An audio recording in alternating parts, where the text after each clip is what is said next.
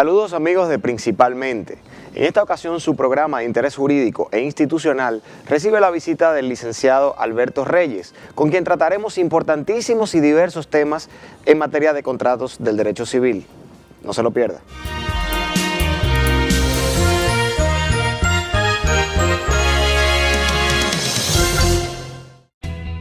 Desde el 1989, Seaboard se convierte en la primera generadora privada de energía de República Dominicana. En el 2012, reemplaza sus unidades de generación por la unidad Estrella del Mar 2, que opera con gas natural como combustible, armonizando con el medio ambiente y poniéndose a la vanguardia en la producción de energía limpia. Seaboard, comprometidos con la satisfacción de sus clientes, el desarrollo nacional y el medio ambiente.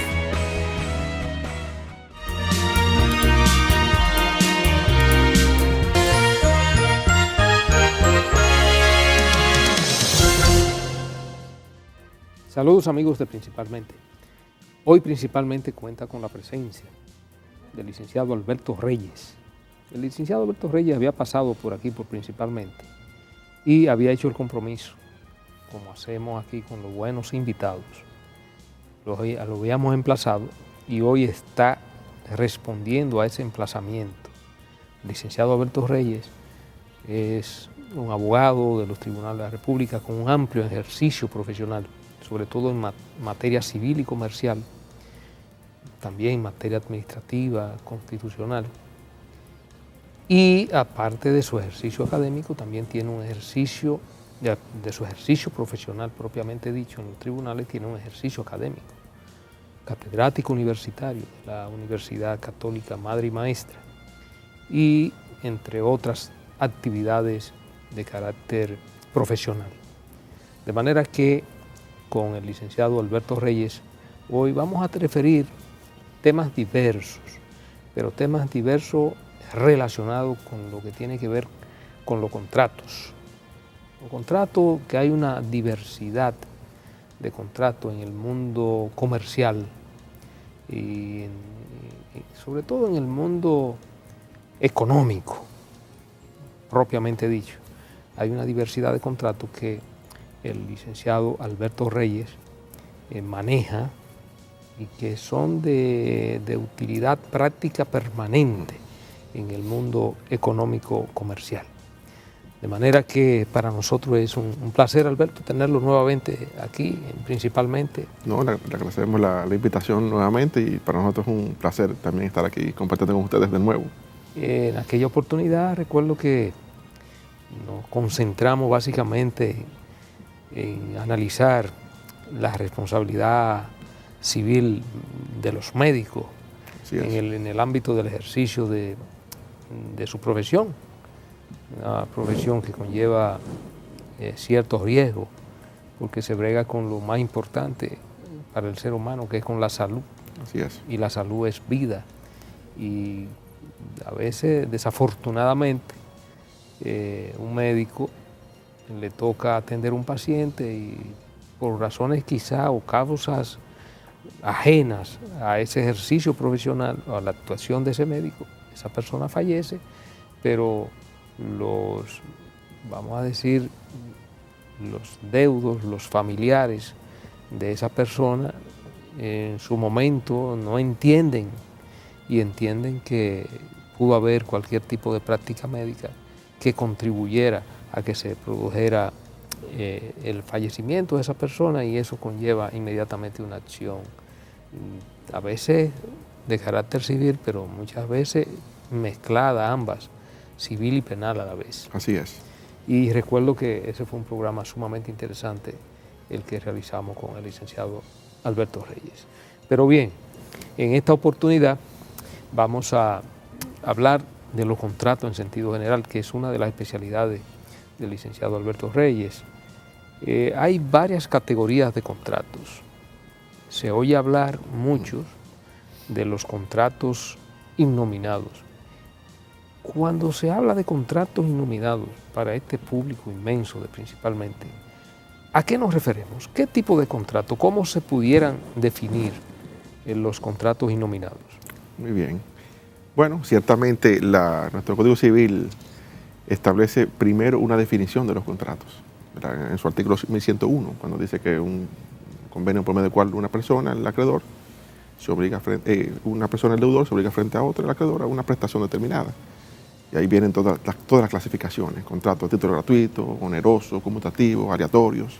Y hay una, que es la que está en el artículo 1107 del Código Civil, que es como la que tranza la línea por el cual la parte o quien interpreta la ley debe dirigirse para saber qué reglas aplicar a un contrato.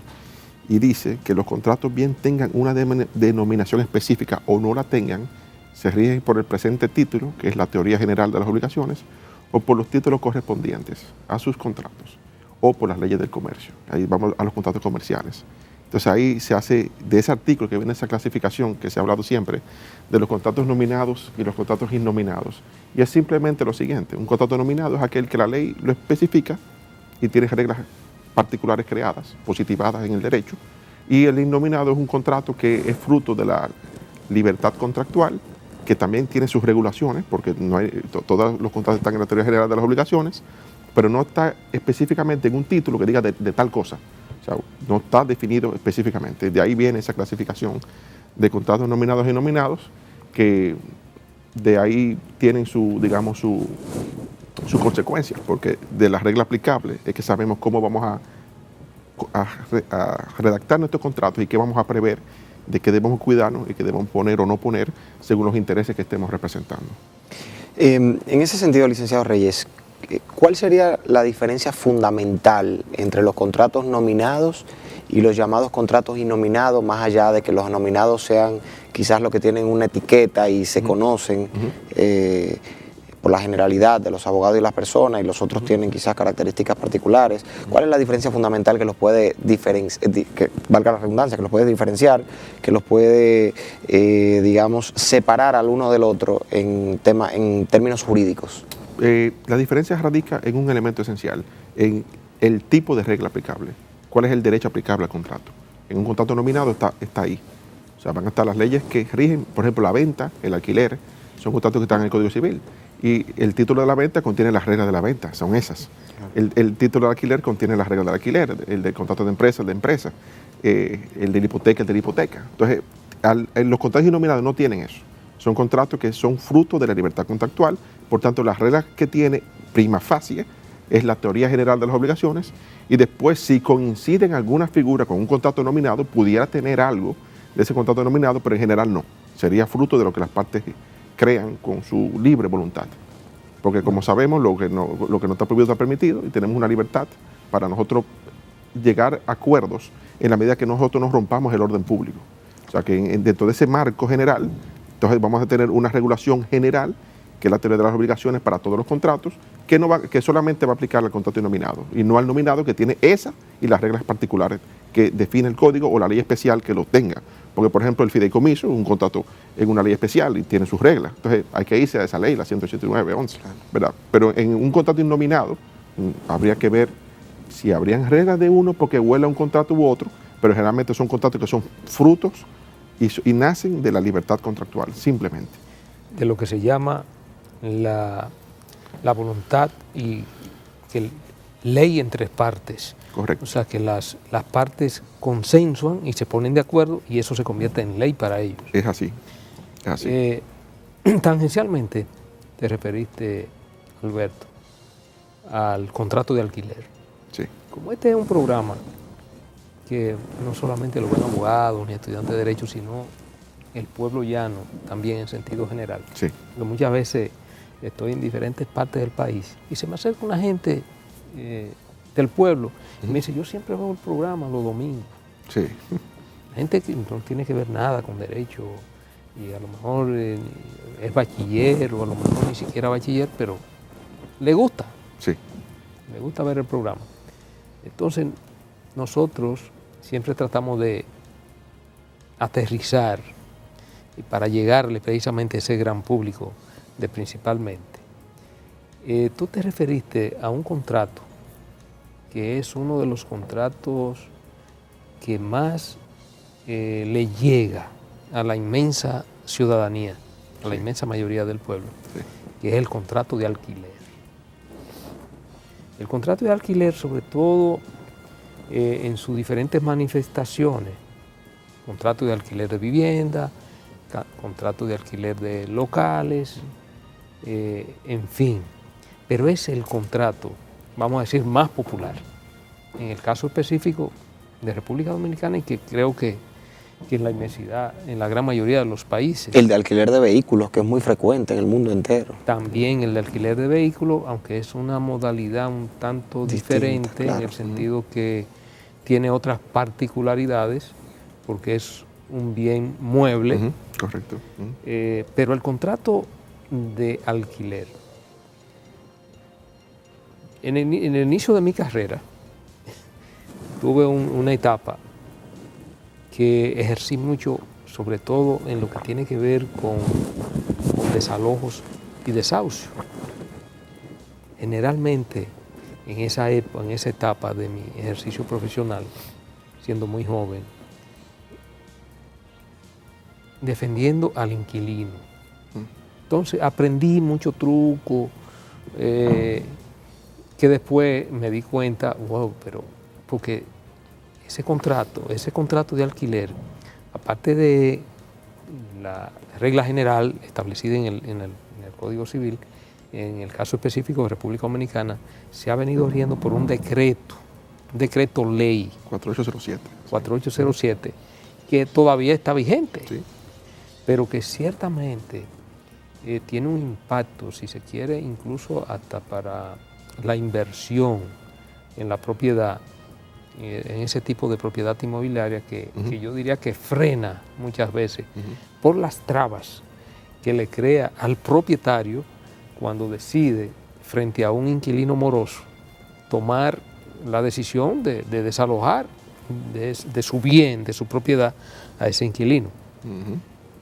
Ese contrato de alquiler en República Dominicana, tú entiendes, o sea, ¿qué tú entiendes si las reglas, las normas aún vigentes representan algún tipo de garantía para que ese contrato pueda ser efectivamente eficiente en términos de la reciprocidad que debe existir para su cumplimiento, tanto para el propietario como para el caso del inquilino? ¿Qué tú entiendes que debe hacerse, que debe producirse en República Dominicana en ese sentido? Bueno, yo siempre he pensado, y tengo un punto de vista pro dueño más que pro inquilino, porque entiendo que el riesgo es mayor, o sea, quien más arriesga no es el inquilino, sino el propietario, porque hay un desequilibrio en prestaciones. Yo invierto millones de pesos y una persona me paga quizás al año un 8% del valor de eso o hasta menos para vivir y ocupar esa vivienda. Si es un alquiler de vivienda, si es comercial, es diferente. Yo entiendo que hay que avanzar en las reglas del inquilinato, porque una cosa son la regulación del código de los derechos y obligaciones de las partes, o sea, las reparaciones locativas, lo que le corresponde al inquilino, las reparaciones mayores, ¿verdad? Algún tipo de sistema de qué yo debo hacer y qué debe hacer el dueño. Y otra cosa es qué pasa cuando hay problemas, que ciertamente cuando se suscita la necesidad de o buscar un abogado, que la ley, en cierto modo, trace una línea clara de resolver el problema. Yo siempre he pensado que en materia de alquileres, el sistema estándar que tenemos, y suerte, digo yo, pensando siempre pro dueño, no tanto pro inquilino, que el artículo 3 de ese decreto 4807 fue declarado inconstitucional, primero por la vía difusa y luego por el Tribunal Constitucional, que lo derogó ya definitivamente al declarar no conforme a la Constitución, que establecía la prohibición del desahucio por falta de pago, ¿verdad? Por la llegada del término, sino que había que haber un incumplimiento para una persona poder desalojar a su inquilino o estar en una de las causas utilizadas por la ley, por ejemplo, la remodelación completa, el uso personal, ¿verdad?, que había que usar antes en el antiguo sistema, ¿verdad? Eso se declaró no conforme a la Constitución porque decían que ya es una realidad social distinta a la época del decreto ley, que era para un déficit de vivienda y una protección al inquilino en esa época, pero ya estamos en un mundo diferente. Yo entiendo que con normas del alquiler que regulen el inicio y la terminación de forma clara y que permitan al propietario la reposesión de la propiedad sin atropellar al inquilino, es un incentivo a la industria inmobiliaria. ¿Por qué? Porque va a crear ahora mismo estamos viendo en la sociedad que hay fondos de inversión que están invirtiendo en bienes raíces, pero comercial, porque en lo comercial hay ciertas garantías que no existen en la vivienda. Pero si nosotros creamos reglas para la vivienda, donde sea claro qué pasa cuando el inquilino no paga o cuando hay una causa de terminación del contrato, cualquiera que fuere, que no sea un proceso de desalojo que dure 5 años, porque es una demanda que, por ejemplo, si es falta de pago, iniciaría en un juzgado de paz, hay una apelación en primera instancia y después hay un recurso de casación, todo suspensivo, ¿verdad?, que puede durar 1, 2, 3, 4, 5 años, uno no sabe.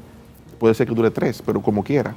Un propietario que tenga una carga de mantenimiento de un inmueble, que pague, por ejemplo, impuesto a la propiedad inmobiliaria, sobre ese, o al patrimonio inmobiliario, que se llama ahora, sobre ese inmueble, ¿verdad?, que tenga que pagar las cuotas de mantenimiento si es un condominio, que no reciba un solo centavo, porque el inquilino que está ahí está utilizando una técnica legal de poder ocuparlo sin consecuencias, entiendo que no es algo justo. Claro. ¿Verdad? Yo entiendo que debería haber un sistema parecido quizás al sistema de embargo inmobiliario, un sistema sumario, quizás como el eviction que usan en los Estados Unidos, de que hay un plazo de preaviso, de que si no se cura la obligación en falta, se pueda llevar a un proceso de desalojo rápido. Claro. No estoy diciendo que sea un atropello, que en un mes se fue el inquilino, ¿verdad?, porque hay que también preservar ciertos derechos, aún una parte en falta, porque una vivienda es una necesidad social, como quiera, pero tampoco podemos cargar el peso al quien invierte su dinero en una propiedad para hacer cierto negocio con ella, como es un alquiler, para recibir por él una renta. Entonces yo entiendo que debe llamar al consenso. Hay una ley incluso de contrato de inquilinato en el Congreso, pero no trata ese tema, no trata el tema de qué pasa, o un sistema expedito de ejecución, no habla eso. Y yo entiendo que si la industria inmobiliaria, los promotores inmobiliarios, los constructores inmobiliarios se unen para crear primero beneficio, o sea, cuáles son los pros y los contras de crear un sistema rápido de ejecución, justo de ejecución para el dueño, y ahí abrir una nueva forma de la gente invertir en desarrollo inmobiliario, yo creo que ganamos más como país de lo que perdemos, porque va a haber movimiento de capitales hacia esas inversiones, porque van a tener ciertas garantías, y en caso de que quienes invierten en bienes raíces no reciban su dinero por una falta de pago, van a tener una solución más o menos rápida para que no se quede eso parado por tiempo indefinido, que es lo que ocurre ahora mismo. Claro. Y no solamente eso, Alberto, sino que ha llegado tan lejos en nuestro país la falta de protección jurídica de ese tipo de inversión, que muchas veces hay inquilinos que a veces no es que no pagan, sí, que saben. A veces hay que pagarle para que salgan. Correcto. El dueño del inmueble se siente tan impotente que llega un momento que dice, bueno, déjame negociar con él, y tiene que darle más que lo que el inquilino debió pagarle en todo el tiempo que ocupó el local. Eso es correcto. Una cosa insólita. Eso es correcto. Y la verdad que eso viéndolo ahora desde otra perspectiva, sí, eso frena cualquier tipo de iniciativa para invertir en esa área. Claro. Y más un país que necesita que sus capitales se mantengan, que incluso el inversionista, incluso el extranjero, que de la misma renta que reciba de sus inversiones puede invertir en bienes raíces. O sea, ahora con la ley nueva de mercado de valores, se pueden enfocar inversiones interesantes hacia el desarrollo de la inversión en la vivienda para alquiler, con un esquema legal que sea proteccionista de esas inversiones. Y yo siempre he pensado que ganamos más, porque el crecimiento económico en el área de la industria, de la construcción, tiene una dispersión económica que beneficia desde el obrero hasta los diseñadores de interiores. O sea, que hay una cadena de comercio que se nutriría de esas inversiones. Los ferreteros. Correcto. O sea, va a haber un movimiento de riqueza interesante y de pago de impuestos también, que le hace falta a la entidad recaudadora, porque va a haber ITEVI, va a haber ingresos por la renta. O sea, son cosas que yo entiendo que benefician. Claro. Continuando, licenciado Reyes, en la línea de la reciprocidad contractual que planteaba el doctor Jiménez hace un momento, hay otro tipo de contrato que puede interesar mucho a nuestra televidencia y red de evidencia a través del canal de YouTube, que este programa estará ya disponible próximamente, y es el tema de los contratos de adhesión. En numerosos sectores de nuestro mercado, el sector eléctrico, en el sector de telecomunicaciones, desde el punto de vista de la competencia entre agentes del mercado, de los consumidores, desde Proconsumidor, Superintendencia de Bancos. Tenemos instituciones que se encargan de velar por el equilibrio contractual y por la defensa de los derechos de los consumidores y usuarios. De manera ya más genérica, Proconsumidor y luego cada una de estas instituciones reguladoras u órganos rectores en sus respectivas áreas de ejercicio o su jurisdicción. Sin embargo, hay numerosos contratos que escapan a los márgenes de estos sectores que pueden constituirse en contratos de adhesión por la poca o nula posibilidad que tiene un contratante de negociar con su co-contratante. ¿Cuáles son las reglas que aplican desde el Código Civil, ya de manera genérica, a los contratos de adhesión y cuál ha sido el comportamiento de la legislación y de nuestra jurisprudencia para revocar todas aquellas cláusulas? Digamos, es una pregunta un poco amplia, pero desde el punto de vista más genérico posible, ¿cuál ha sido el comportamiento de la jurisprudencia y de la legislación para revocar estas cláusulas de los contratos adhesivos que tienden a ser abusivas o que ponen en desequilibrio o desventaja a uno de los contratantes o intervinientes en el contrato? Ok, muy interesante posición, sobre todo por el tema de que aquí ha habido una, yo diría, de mi punto particular, algo muy particular, que ha habido una confusión y una mezcla de lo que es la vida civil y comercial y la vida de consumo. Y nuestra misma ley 35805 sobre protección al consumidor y usuario, la ley general, establece como acto de consumo una esfera de cosas que cualquier contratación civil pudiera escaparse por ahí, digamos. Pero en principio, un contrato civil o comercial no debería calificar dentro de lo que es una definición de, por ejemplo, cláusulas abusivas. Yo recuerdo que en el libro de Lequet, Simler y François Terret, se llama Le Grand Arrêt de la jurisprudencia civil, los grandes fallos de la jurisprudencia civil, uno de los grandes fallos es casualmente la distinción que hace la Corte de Casación francesa de que no aplican las cláusulas abusivas en los contratos en materia civil ordinaria, sino en materia de consumo, protección al consumidor. Y hace esa distinción clara en una sentencia citada en esa importante obra que traza cuáles son las, digamos, fallos, digamos, élite de la materia civil, en Francia, ¿verdad? Pero ¿qué ocurre? Que hablar de cláusulas abusivas tendemos que ir necesariamente al contrato de adhesión, y la pieza legislativa que lo tipifica como tal es la Ley de Protección al Consumidor, la Ley 35805. Y el contrato de adhesión, primero, lo han puesto más feo de lo que es, porque no lo es.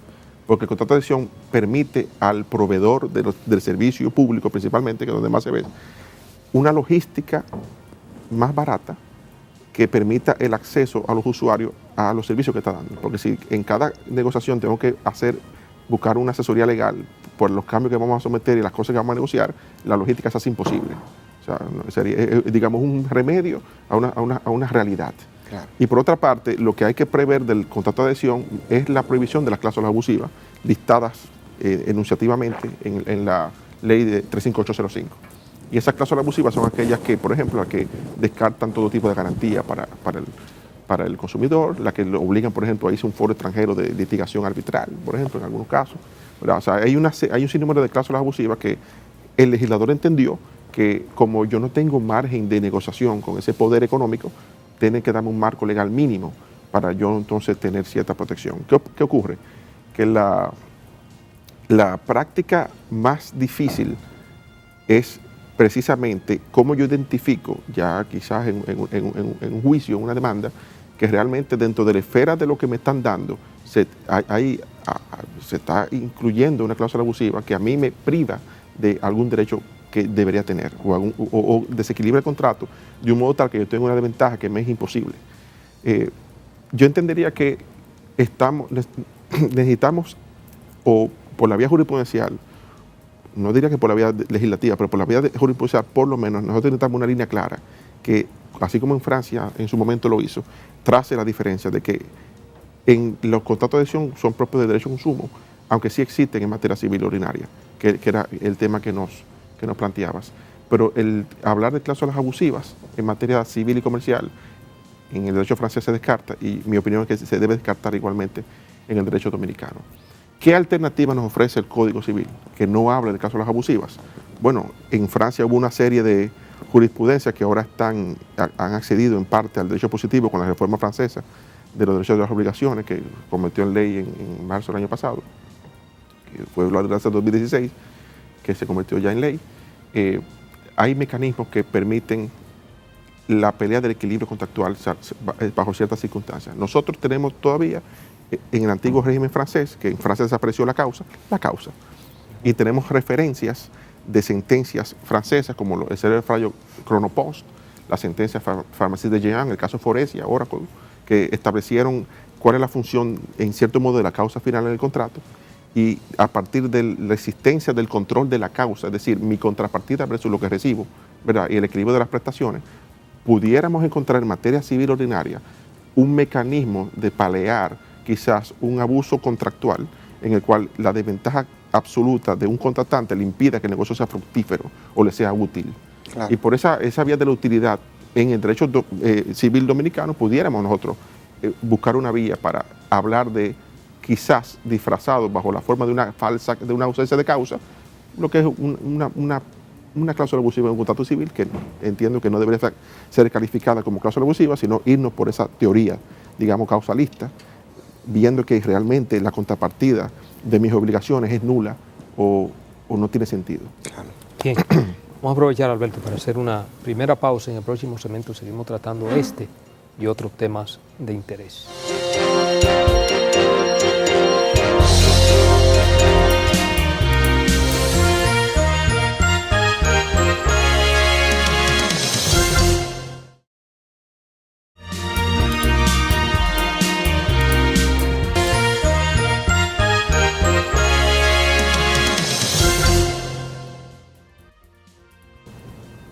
Seguimos, amigos, principalmente hoy con la grata presencia del licenciado Alberto Reyes. Bien, hemos visto, así de manera tangencial, diferentes modalidades de contrato, pero eso es un mundo, eso es un universo. Debo anunciar la presencia, ya la integración del licenciado Francisco Durán, el profesor Francisco Durán, que se integra ya a su... Como parte del coloquio. Como parte del coloquio de principalmente. Francisco se refería, fuera de cámara, correcto, a una serie de modalidades de contrato que creo que son de interés para el público, de principalmente conocerlo. ¿Tú te referías, Francisco? Sí, aquellos contratos que se formalizan en función de la naturaleza del objeto contractual y al mismo tiempo también al carácter tangible de las prestaciones puestas a cargo de cada una de las partes contratantes, y también si estas contrataciones deben de sujetarse o de por sí, ya per se por la misma suscripción del contrato, a determinados eventos. Entonces, como estamos hablando aquí, realizando un ejercicio de contratos nominados e innominados, aunque naturalmente de una forma expresa la ley no efectúa esa nominación, ¿qué decir sobre aquellas contrataciones en donde se encuentran estipuladas las obligaciones de las partes y aquellas que, si bien se encuentran concertadas, dependen de acontecimientos determinados o eventos? Bien. Bueno, el supeditar un contrato a un evento puede tener dos consecuencias. O es un contrato sujeto a una condición, o es un contrato aleatorio. Es decir, que las partes al momento de la formación no saben si ganarán o perderán, o sea, no van a saber cuál es el resultado económico de su compromiso. En contraste con los contratos denominados como conmutativos, exacto, donde las partes desde el día 1 han previsto cuál es el resultado económico de las prestaciones a intercambiar, ¿verdad? Que incluso se analiza. Hay estudios, bueno, los franceses le llaman eso la economía del contrato, y analizan a través de lo que las partes quisieron como compromiso, cuál es el resultado del cumplimiento cabal de las prestaciones intercambiadas. Incluso de ese mismo análisis económico es que vienen los términos de lo que es el daño previsible en materia de responsabilidad contractual, ¿verdad? Como el techo hasta la indemnización en caso de ausencia de falta grave o falta intencional. Pero en materia de contrato aleatorio, por ejemplo, el seguro, que es el contrato aleatorio por excelencia, más correcto, que el juego, el seguro, ¿verdad? Porque es un contrato de la vida cotidiana. La aseguradora, por un ejemplo, por 80 mil pesos, asegura un siniestro que cubre 1,5 millones, ¿verdad? Yo no gano como asegurador si yo cubro siniestros de 1,5 millones cuando me pagaron 80 mil pesos de prima. Y yo como asegurador pierdo 80 mil pesos si no ocurre nada. O sea, nadie sabe quién ganará.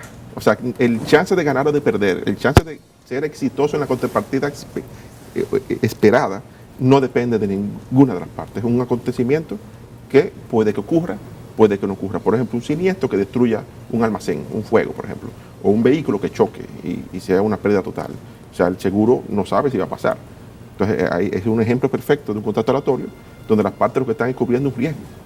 El seguro gana si no paga y la parte gana, o sea, se cubre ese riesgo y no pierde la cosa si el seguro entonces cubre el riesgo si se da el siniestro.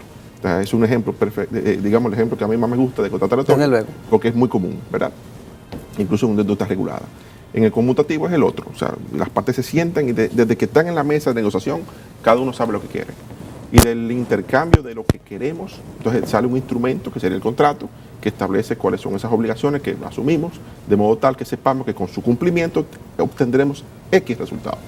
Entonces ya ahí estamos dentro de la fase de lo que es un contrato conmutativo, donde sabemos a qué nos atenemos, en un argot en qué nos metimos. Así es. Es muy interesante cómo empezamos hablando de contratos nominados e innominados, luego pasamos por un momento al contrato de alquiler y a los contratos de adhesión y ahora caímos en los conmutativos y en los aleatorios. El contrato de juego, por ejemplo, siendo un contrato nominado, aleatorio y de adhesión en la mayoría de los casos, digamos que recoge todo de lo que hemos hablado aquí. Correcto. Ahora, más allá de las clasificaciones que nos ofrece la normativa y la jurisprudencia en sus interpretaciones sobre los contratos, ¿cuándo podemos decir que hay un contrato eficiente? ¿Qué es un contrato eficiente? Okay. ¿Qué sería eso? Se usa el término de un contrato eficiente, aquel que en cierto modo cumple su propósito. Y cumplir el propósito del contrato es cuando las partes prevén en ese instrumento la mayor cantidad de riesgos posibles, de modo que estén cubiertas la mayoría de las contingencias. Sabemos que los contratos son actos de previsión. O sea, un contrato es una prueba preconstituida sobre un negocio que va sobre la marcha. De hecho, por ejemplo, nosotros hacemos ahora mismo un contrato complejo para unas operaciones de distribución, fabricación y exportación. Ahora mismo nosotros nos sentamos y emprendemos en eso y hacemos un contrato de 45 páginas con los compromisos, las obligaciones asumidas, deberes. Y ese contrato contiene lo que queremos y la previsión de lo que queremos, pero en 3 meses cuando estemos operando no estamos leyéndolo. El contrato nosotros lo vamos a leer cuando ocurre un problema, porque el contrato ciertamente se crea como un mecanismo de prevención que va a ser el instrumento que regula una relación comercial o civil, ¿verdad? Y en la medida que las partes son claras, primero en lo que quieren, en el objeto del contrato, en las definiciones del contrato y en los riesgos del contrato, se acercan más a un contrato eficiente, porque un contrato perfecto no lo hará nunca, porque nadie va a tener la previsión de ver todos los riesgos de cualquier operación y preverlos todos en cláusulas contractuales. Siempre podrá algo que se escape o un asunto imprevisto que ocurra, que, óyeme, nunca pensamos en esto, por ejemplo, y sea quizás el punto de tranque en una relación comercial. Entonces, el término de contrato eficiente se usa para eso, para identificar en qué manera nosotros, como abogados, que en nuestro caso, las partes se sienten y nos explican lo que quieren, y nosotros entonces, como instrumento jurídico a su apoyo, le creamos verdaderos actos de previsión que protegen sus intereses y protegen el negocio propuesto. A partir de esta definición del contrato eficiente y del ejemplo que diste anteriormente sobre el contrato de seguro, el caso particular de los seguros de vehículos, en Estados Unidos, por ejemplo, las aseguradoras tienden a establecer algunas reglas, digamos, disposiciones contractuales que van haciendo la ejecución del contrato progresiva y aumentando, por ejemplo, la prima en la medida en que van ocurriendo determinados eventos. Si una persona X tiene un vehículo asegurado y tiene que pagar una prima de $150 mensuales, pero si se pasa de la cantidad de kilómetros o de millas que el seguro le cubre con esos $150, ese vehículo tiene un dispositivo que le avisa al seguro que el vehículo se pasó en tantas millas y le aumenta la prima para ese mes.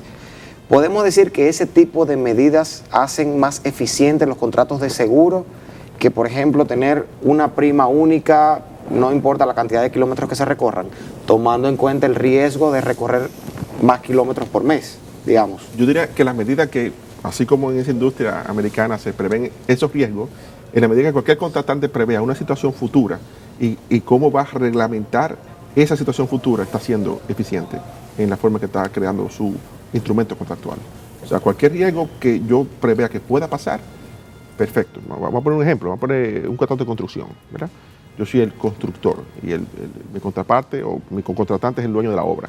Yo como contratista quizás estoy viendo que me entregaron planos que hicieron tal despacho de arquitecto, hizo tal plano, y tal plano estructural lo hizo tal estructuralista, y me dan esos documentos de construcción para yo desarrollar mi obra. Y yo preveo que pueda haber quizás alguna incongruencia entre uno de los diseños y uno de los cálculos estructurales, por ejemplo, o una diferencia de centímetros, por ejemplo, en donde cae la viga y el arco, por ejemplo, en el diseño de la fachada. Ese error, por ejemplo, de diseño, o esa incongruencia de diseño, si yo no preveo como contratista que primero me da un plazo para corregirlo, que yo no soy el causante ni el que cargo con la carga económica de corregirlo, por ejemplo, y que en el tiempo de entrega de la obra, que es generalmente una obligación de resultado para el contratista, se me aplaza por un periodo X según el tiempo que se tome la corrección. Si yo no preveo eso en el contrato, puede ser que ese riesgo me toque a mí, porque quizás yo firmé una cláusula que decía que yo revisé los planos y lo audité. El descargo. Entonces, ya como contratista yo no fui previsor de un riesgo que es muy común, porque eso pasa mucho en la industria, por ejemplo. Entonces, en la medida que yo, cualquier situación que yo sé que en la práctica pueda suscitarse y yo no la prevea contractualmente, entonces yo estoy haciendo un contrato que quizás no me proteja o no ponga la cosa tan clara o no sea tan justo o tan equilibrado como yo pensé que lo era. Entonces, en esa medida en que yo voy previendo qué cosas pueden pasar, ¿verdad?, yo estoy protegiendo y haciendo eficiente mi compromiso. Toda esa categoría de contratos, ya lo que hemos hecho referencia, se marcan de una u otra manera en lo que se dan llamar los contratos sinalagmático perfecto.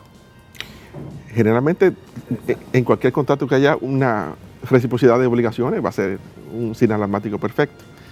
Y yo diría que en ese intercambio de prestaciones, casualmente, que tiene que estar la previsión de cómo se ejecutan, qué yo quiero, cuál es la naturaleza de las cosas que estamos haciendo, para entonces yo acercarme más a la eficiencia de que estamos hablando. Y hay muchos ejemplos. Por ejemplo, yo veo mucho en las ofertas en plano, de un apartamento en plano, de madera preciosa. Y yo lo digo mucho en la clase de Derecho. Le pongo el mismo ejemplo, lo repito. ¿Qué es madera preciosa? Vamos a ver. Eso es una cualidad subjetiva de la madera. O sea, el atributo que yo le doy a la madera que lo hace ser precioso es mi interpretación de la madera. O sea, no es una cualidad objetiva de la madera. Yo digo que es cedro, es cedro. Salvo los usos. Y varían de cabeza en cabeza. Quizás la parte lo que quería era cedro y le pusieron pino tratado, por ejemplo, o yequitivo, que se usa mucho ahora. Y quería roble. Y ambas pueden entrar a la categoría de madera preciosa, pero no fue definida. Entonces, en la medida que yo estoy siendo claro en lo que yo quiero como contrato, y en la medida que yo lo especifico, yo me voy acercando quizás a un instrumento que me permita a mí realmente obtener lo que yo quería. Sí. En la espera de un elemento importantísimo que señala el doctor Radamés, ya que había advertido que el tema de los contratos representa una vastedad, porque hay muchas vertientes jurídicas que deben ser analizadas. Cuando hablamos del criterio sinalagmático perfecto de los contratos, hay dos nociones importantes que incluir, el llamado pacto comisorio tácito o el principio aquel del non ad impletis contractus. Primero, ¿qué significa que un contrato puede reputarse sinalagmático, por un lado? Y su resolución automática ante un incumplimiento. Y si esta resolución opera de pleno derecho como tal, o debe de sujetarse o ceñirse a la parte final del artículo 1184 del Código Civil para su terminación formal. Sí, bien. Bueno, ciertamente una de las características de un contrato sinalagmático es casualmente que está abierta la resolución contractual y está abierta el non ad impletis contractus o excepción de la ejecución. La primera es temporal. Ante un incumplimiento grave yo puedo suspender el cumplimiento de mis obligaciones como una garantía a mí mismo, pero va a ser temporal porque el estadio de suspensión de contrato no puede ser permanente. Llegará un momento en que o terminamos el contrato o lo cumplimos, pero no puede ser indefinidamente parado. Y ahí entra entonces la resolución. Pero ¿qué pasa? Que la resolución ciertamente en el artículo 1184 dice que deberá pedirse judicialmente. Pero la Suprema Corte de Justicia y la jurisprudencia francesa ya pacíficamente, ya en la reforma mucho más en Francia y aquí durante muchos años lo ha dicho, las cláusulas de resolución automática o de pleno derecho son cláusulas válidas y en los casos que operan esas cláusulas, o sea, ante el incumplimiento constatado, yo hago ejercicio de buena fe de esa cláusula de terminación, o sea, constaté que hubo un incumplimiento y terminé el contrato basado en el incumplimiento que había contractualmente supeditado como una causa de terminación de ese contrato. Yo estoy haciendo uso de una facultad contractual que en caso de judicializarse, el juez solamente tendría el control de la buena o mala aplicación de la cláusula de terminación y no de la resolución en sí, porque ya operó. Entonces, en esos casos, nuestra Suprema ha sido clara con establecer la validez de esas cláusulas siempre que sean claras y precisas. Siempre que la parte contratante hayan definido de forma clara el evento que da lugar a una resolución del contrato de manera extrajudicial, es una cláusula que respeta la libertad contractual y en esos casos no hay que perseguir una resolución judicial porque la parte tiene esa facultad contractual. Claro, repito, como dijimos ahorita, el juez siempre va a tener el control del buen uso o mal uso de la cláusula. Porque si yo hago un ejercicio abusivo de una terminación, entonces la parte afectada va a tener una acción contra ese contratante abusivo que cometió falta o negligencia en la aplicación de una cláusula de terminación del contrato. Y es por eso que está la exigencia del texto legal, de que esa resolución debe de decretarse judicialmente, precisamente para verificarse si el incumplimiento detectado o la ausencia de ejecución de la contraparte en el contrato está fundamentada en una falta contractual de aquel que tenía a su cargo cumplir determinada prestación contractual. Entonces, precisamente para que cada una de las partes no se haga justicia por sí sola, debe ser sometido al arbitrio de un juez, verificar si ha habido incumplimiento de una de estas partes. Claro, porque en caso de conflicto siempre la parte afectada va a reclamar que la aplicación de esa terminación no correspondía. Y ya ahí abre entonces la puerta de ese litigio, porque claro está, nadie puede hacerse justicia por sí mismo, pero no obstante en esos casos, el control judicial de ese comportamiento deberá ceñirse, no a que yo ordeno la continuación del contrato, sino a que si se rompió de manera abusiva, yo entonces cometí una falta y repararé el daño causado por esa conducta como contratante en ese caso. La resolución es la única opción con que contaría una parte cuando se le incumpla lo pactado. También existe la cláusula de ejecución forzosa.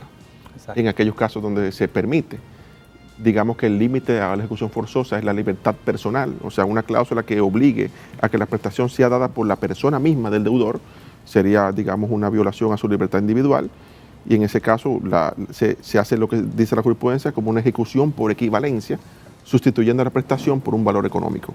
Pero ciertamente en muchos casos cabe perfectamente perseguir que se ejecute forzosamente la obligación, y ahí entra entonces las técnicas de las 30 para combinar la parte a cumplir con un dinero que se le acumula periódicamente hasta que cumpla con lo prometido o con lo que fue ordenado por el tribunal, de modo que el contratante se vea que posiblemente recibirá a su cargo la prestación debida incumplida por ese contratante. Sería interesante compartir con nuestro público un poco sobre los contratos perfeccionados verbalmente. Nosotros estamos hablando hace ya poco más de 40 minutos sobre contratos y muchos de nuestros amigos televidentes tienen que estar pensando en todo este papeleo formal, notarizado, rubricado, para poder perfeccionar un contrato. Sin embargo, es de conocimiento de los profesionales del derecho, por lo general, que los contratos en materia civil, salvo cuando se exija la formalidad de que sean por escritos legalmente, se pueden perfeccionar verbalmente. Esto pasa mucho sobre todo con las promesas de venta. ¿Cuál es la situación digamos, qué podríamos decirle a nuestro público sobre el perfeccionamiento de los contratos de manera verbal y cuál es la dificultad probatoria que esto le trae a cualquier parte que lo perfeccione? Ok. Yo diría que en materia de derecho hay dos mundos, así como Platón hablaba del mundo de las ideas. Tenemos dos mundos, tenemos la idea y la realidad. Digamos, en un mundo de pura teoría, el consensualismo es la fuente de las obligaciones. Así es. O sea, el intercambio de consentimiento crea el contrato. Pero en otro mundo tenemos el instrumento. Y ahí uno distingue lo que es el acto jurídico del instrumento que contiene la prueba del acto jurídico. Y ahí está el problema.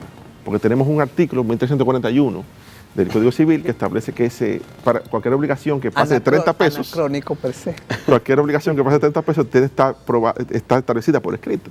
Entonces, ¿qué tenemos? Tenemos una dificultad probatoria del contrato verbal. Nada dice que el contrato es nulo, el contrato no es nulo. Lo que tenemos es una imposibilidad probatoria. Y tenemos también un tribunal constitucional que dio una sentencia reciente, creo que fue en el 2018, a propósito de una rescisión por lesión, donde la prueba del avalúo de la propiedad lo dan 3 peritos, y el tribunal acogió la prueba sin esa formalidad procesal, y el TC dijo que el derecho a la prueba legal es un mandato constitucional, y por tanto, a menos que el tribunal derogue por la vía difusa una regla de prueba alegando su inconstitucionalidad, tiene que irse necesariamente a la forma en que la ley dice que se prueba determinado acontecimiento. Entonces, si nosotros tenemos un 1341 y un TC que ya nos dijo que hay que explicar la ley para habilitar la prueba, entiendo que tenemos un problema si queremos alegar que hicimos un contrato verbal de venta de más de 30 pesos, porque la ley no lo prohíbe. Y yo entiendo que es un aspecto también de seguridad jurídica, porque el escrito está ahí, ¿verdad? Lo que yo creo que nosotros vamos de espalda a la tecnología. Yo los otros días estaba leyendo la ley modelo unicitral para los títulos valores transmisibles electrónicos. O sea, por ejemplo, un pagar a la orden, que es un título valor transmisible por endoso, electrónico. Y esa ley tiene varios años, o sea, no de ahora. Entonces, yo estaba leyendo esa ley y yo viendo lo que estamos haciendo nosotros aquí ahora con el sello, el timbre, la tinta azul, ahora con tinta azul, y hay gente que lo objeta, o sea, una locura eso. Estamos creando que el formalismo mate el consensualismo, y yo creo que no debe ser. Yo entiendo que si existe un rigor probatorio de la prueba escrita, ese rigor debe ser simplista, no obstante, ¿verdad? Pero el contrato verbal como tal es un contrato válido entre nosotros. Si me alegan un hecho de que yo lo pacté y yo lo niego, el cargo de la prueba por el 1315 es del demandante y la prueba es legal según la ley. El 1341 dice que hay que pautarlo por escrito, yo simplemente digo que no lo hice y no va a haber forma de probarlo, ¿verdad? Entonces tenemos esa dificultad probatoria. Se parece ahí un contrato muy usual, el contrato del gallero. Cierto. Las apuestas. Sí, sí. No hay nada que intervenga. Son verbales. Son verbales. Pero son pactos de honor. Son pactos de honor. Yo, de ser sincero, y digamos, en casa de Herrero Cuchillo de Palo, yo tengo contratos verbales con personas muy allegadas a mí y han funcionado perfectamente. Sí, porque es un asunto de palabras. Claro, pero si nos vamos al deber ser y al ejercicio, digamos, correcto de la abogacía como asesor de una parte, tenemos que decir la forma en que la ley manda la prueba de un acto específico. En este caso hay que hacerlo así. Es como que un fideicomiso, por ejemplo, la ley dice que tiene que ser por acto auténtico o bajo firma privada legalizada. Yo no puedo recomendarle a un cliente que lo hagan bajo firma privada simple, ¿verdad? Porque la ley dice que no, porque es a pena de nulidad incluso. O sea, el contrato es nulo, es inexistente. Si no se hace bajo ese rigor formal, como cualquier otro contrato formal, donde la ley, por ejemplo, la donación, que la ley lo manda a hacer por acto auténtico, por ejemplo, si no cumplo con el rigor formalista, tengo un vicio en la formación del contrato, que es una formalidad del nacimiento del contrato, en este caso. Pero si nos vamos a la esfera de los contratos consensuales, hay que irse como quiera, rigor de prueba, porque al final de cuentas, como dijimos ahorita, los contratos son actos de previsión. Los necesitamos en la medida que tengamos conflictos. Entonces, como somos previsores de las cosas que pueden ocurrir, debemos entonces tener instrumentos hechos en la forma que la ley ordena que sean hechos. Francisco, antes de que Francisco se integrara, nos referimos al contrato de alquiler. Correcto. Que es un contrato que en República Dominicana decíamos, sobre todo... Conmutativo. Exacto, conmutativo. Y nominado. Y nominado, pero que es un contrato, primero, de gran relevancia por el uso que se le da en República Dominicana, sobre todo el contrato de alquiler de vivienda y de locales comerciales. Pero hay otro contrato que pareciera similar al contrato de alquiler, que es el contrato de arrendamiento. ¿Cuál es la diferencia del contrato de alquiler con el contrato de arrendamiento? Digamos que de terminología aplicada a la práctica. Y el arrendamiento generalmente se usa para el término rural, la finca, y el alquiler para el término urbano. Pero técnicamente hablando sería lo mismo. Sí. Porque es la misma Se habla figura. de arrendador y arrendatario. Sí. Pero yo creo que la diferencia está en lo que dice... es un término aplicado al Es comercio. lo que dice digamos. Alberto. Generalmente el arriendo se trata de porciones de terrenos. Y la ley distingue arrendamiento de predios rústicos Exacto. y ahí efectúa una clasificación. Sin embargo, a diferencia del 1341, existe el alquiler verbal. Sí, sí, claro. Y el código lo prevé en este caso. Y prevé incluso cómo se trata el desahucio de un alquiler verbal en el Sí, 1778. Exactamente. En 1774, Dependiendo cuando si es verbal, el plazo es menor y si es escrito, el plazo es mayor, el desahucio. Y el comercial y el de vivienda. Y si se opera sobre vivienda o comercial. Pero fíjense, hay un elemento, hay un aspecto que desde luego a propósito de un contrato nominado en particular, conviene que la teleaudiencia conciba los elementos de validez de los contratos varían si se trata de conmutativo, aleatorio, nominado o innominado, o realmente son comunes estos elementos de formación de contrato. Ok, interesante. Y sería bueno que también enumere esos elementos Claro, de validez. claro. De validez. Nosotros tenemos, para contestar eso hay que decir dos cosas. La primera es que todos los contratos son consensuales, salvo que la ley le imponga una formalidad particular. Para convertirlos en solemnes. Exacto, y partiendo de esa primera categoría, tenemos el 1108, consentimiento de la parte que se obliga, la capacidad para contratar, el objeto lícito que forma la materia del contrato y una causa lícita, ¿verdad? Que son el 1108, consentimiento, capacidad, objeto y causa. Esas son las condiciones de validez para la formación de un contrato.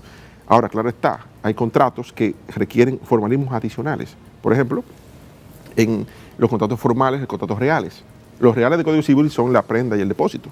Entonces, y el préstamo uso. Entonces, si nosotros tenemos el contrato de prenda por escrito, según el legislador napoleónico, ese contrato no se forma hasta que la prenda es entregada al acreedor prendario. Cuando se trata de prendas sin desapoderamiento. Exacto, prenda civil, la del Código Civil, ¿verdad? Porque la de Fomento Agrícola, 686, Ok. exacto, no hay tradición.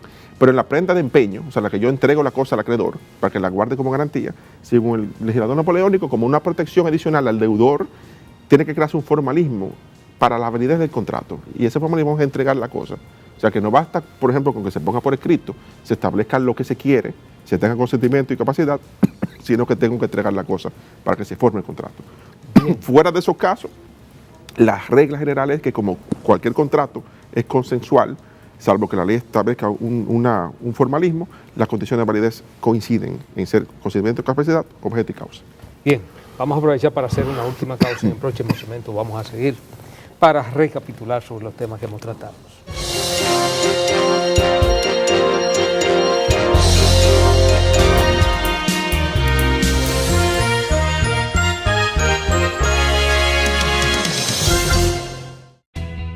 Desde el 1989, Seaboard se convierte en la primera generadora privada de energía de República Dominicana.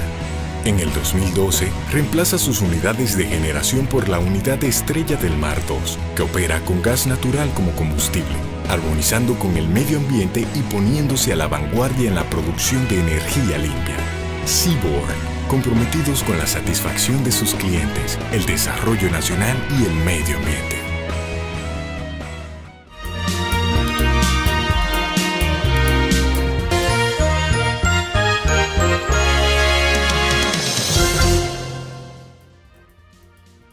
Seguimos, amigos, en Principalmente, un programa sumamente interesante el día de hoy con el licenciado Alberto Reyes sobre los contratos. Los contratos regulan todo lo que es la actividad económica del ser humano. Así es. Yo le decía fuera de cámara, ahora mismo en este estudio hay 8 personas y todos nosotros tenemos un aparato celular. Ahora, ese aparato celular lo tenemos así por así. Lo tenemos bajo un contrato. Surge de un contrato. Y de un contrato de adhesión. Precisamente. Que hemos firmado todos los que estamos aquí con la prestadora de servicio. Es así. Un contrato, bueno, yo no sé ustedes, pero cuando yo vi solamente el contrato que me dieron, si me ponía a leerlo, me tomaba mínimo media hora. Si me ponía a leer una letra pequeñita, mínimo, no, ya lo que hice Se suele obviar su lectura. Se suele obviar su lectura. Tómalo, déjalo. Sí, seguro. Entonces, obviamente, esos contratos establecen una serie de obligaciones que son superiores para el contratante que para el contratante que para el contratado. Pero son superlativamente superiores. Pero nosotros lo firmamos y nos adherimos a ese contrato. Es así. Ese es un contrato que hoy día, por ejemplo, en República Dominicana, pudiera reputarse como el más común, por excelencia. Pudiera reputarse como el más común. Sí, superando el alquiler. Sí, superando el alquiler inclusive, porque se supone que 10 millones de dominicanos tienen teléfonos celulares. Yo decía aquí, en este estudio hay 8 personas y los 8 tienen mínimo un celular cada uno. Tienen 2. Y si nos vamos a la proporción social, es un porcentaje estimable de la sociedad, es parte contratante en la esfera de la comunicación. Entonces, ese es un contrato muy común y la gente lo asume, pero también hay otras modalidades de contrato. El contrato de venta condicional de muebles, que también es un contrato muy común. Tú compras un vehículo, tú compras un electrodoméstico, si lo compras a crédito. Un efecto mobiliario. Un efecto mobiliario. Ese es un contrato también muy común en República Dominicana. El efecto de esos contratos, estos dos tipos de contratos que son muy comunes y que la gente de manera cotidiana firman miles de contratos a diario de estas modalidades. La protección tanto del acreedor, en este caso hay una creencia cuando el que tiene que ver con el de venta condicional, y en el caso de la prestadora de servicios, que es otra naturaleza. Es otra naturaleza, pero también se puede considerar como una creencia, porque yo utilizo... Genera una creencia. Claro. Genera una creencia. Pago de servicio. Porque es un pago de servicio que yo genero con el uso del aparato celular. Sin duda. Este tipo de contrato, tan usual en República Dominicana, la protección legal, en términos jurídicos, de ambas partes, ¿cómo pudiera catalogarse dentro de un marco de equilibrio en el manejo de lo mismo, en cuanto a lo que tiene que ver con la afectación de derechos de ambas partes? ¿Se beneficia el usuario en este caso o se beneficia la parte que presta la creencia? Bueno, en el de venta condicional de muebles, que es un contrato surgido de una ley especial, la ley 483 sobre venta condicional de muebles. Del siglo pasado. Y del Consejo de Estado.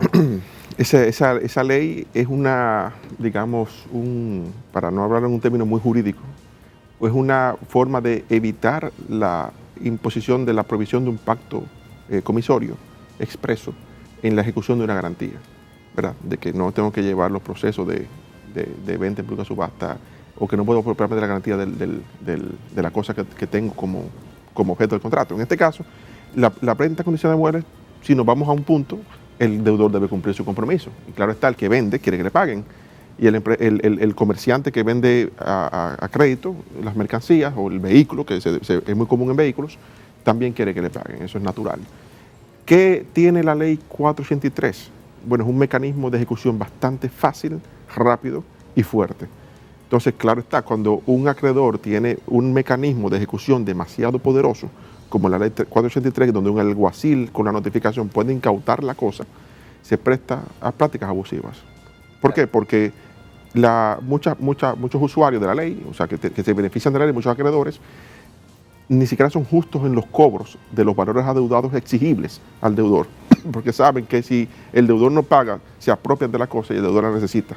Entonces se presta a veces a abusos de parte de los usuarios. Perdón. En cuanto a los prestadores de servicios telefónicos es más complejo, pero hemos visto conquistas. Conquistas porque tenemos un Indotel, que es el ente regulador del mercado de telecomunicaciones en el país y hemos visto ciertas conquistas. Por ejemplo, ya el abuso que había de que el usuario tenía que permanecer 24 meses con el teléfono por firmar un contrato no existe. Lo que existe es una contraprestación por el uso del aparato que va desmontándose, que incluso le dan información al usuario de cuál es el desmonte según el plazo, para entonces poder cancelar un servicio de telecomunicaciones y no estar amarrado 24 meses pagando si no puede usar el servicio. La otra conquista, por ejemplo, el redondeo de los minutos, que ya es vieja. Antes el minuto con un segundo era un minuto completo, ya ahora la facturación al segundo. O sea, poco a poco hemos conseguido sobrepasar ciertas limitantes que el usuario tenía en su contra, pero todavía, claro está, el contrato para la prestadora le da ventajas que nosotros no tenemos. En cierto modo hay algunas que son necesarias, porque si no, no hay manera de proveer el servicio, pero hay otras que pueden irse ajustando sobre la marcha. Muy bien. Se hablaba de si existía o no el equilibrio en el caso de los contratos de venta condicional de muebles.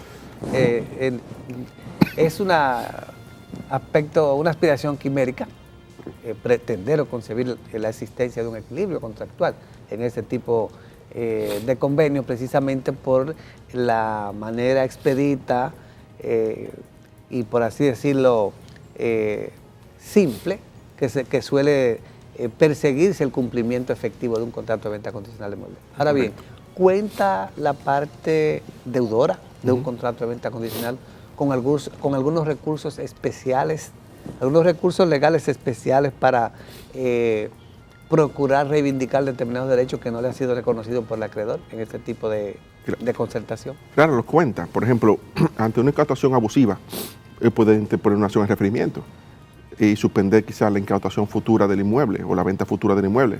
Pero ¿qué ocurre? Que el usuario común y corriente no va a tener acceso inmediato a buscar primero representación jurídica, pagar un abogado, pelear, hacer una demanda principal, por ejemplo, en aplicación de pagos, que a veces es lo que pasa, que el usuario pagó 100,000 pesos y según el recibo de pago fueron gastos legales. Perdón.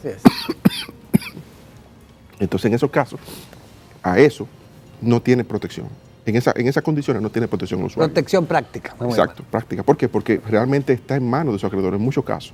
Y cuando viene abonando, quizás no ha pagado un centavo ni de interés corriente, ni de capital, sino que pagó 100,000 pesos simplemente para que el abogado o el alguacil ejecutante no se llevara el vehículo, por ejemplo.